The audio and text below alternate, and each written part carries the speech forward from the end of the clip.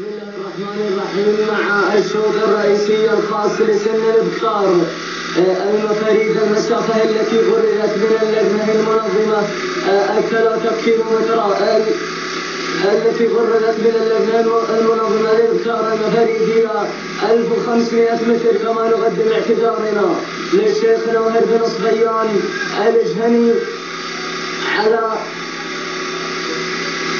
على تحطيم التوقيت الزمني، ونعتذر له عن عطل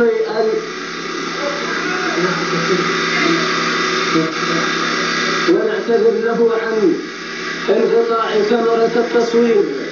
كما حطم التوقيت الزمني لسن الحقائق من المسافة 3 كيلومترات 4 دقائق و36 ثانية بالوفاء والتمام. إذا ينطلق الشوط الرئيسي الخاص بسن الإبكار المفاريد المسافة التي غردت من اللجنة المنظمة هي 1500 متر. أول الأسماء المنطلقة الباحثة عن الناموس الغالي هنالك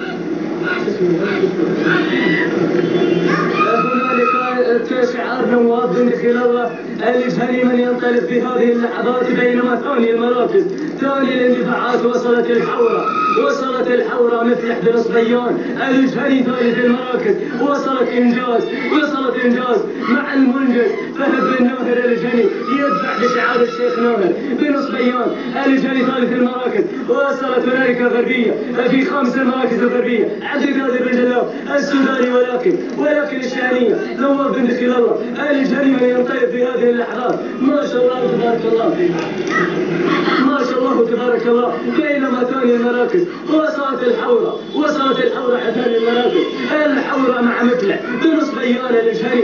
ثالث المراكز وصلت الذيبة الشيخ ناهر بن صبيان الجهني. ولكن العودة إلى الصدارة، العودة إلى المقدمة.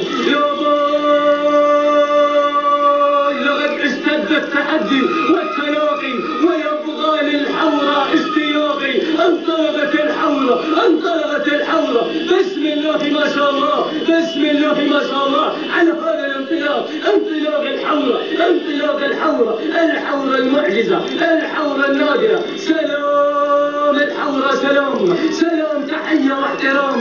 سلام لهذا شعار مفلح بن صبيان الجهني على هذه الحورة وانتزاع الناموس الصباحي وابتعادها 300 متر على الأقل. ثاني لو الناموس مفلح بن صبيان الجهني. ثاني المراكز هنالك مشهورة مقبل بن محمود الجهني. ثالث المراكز هنالك الشهنية نواب بن خلال الجهني. رابعا هنالك خطر ناهر بن صبيان الجهني. التوقيت الزمني دقيقتين و14 ثانية و9 أجزاء من الثانية الأخرى. ثاني لو الناموس لكل الفائزين، ثاني لو الناموس لمفلح بن صبيان الجهني.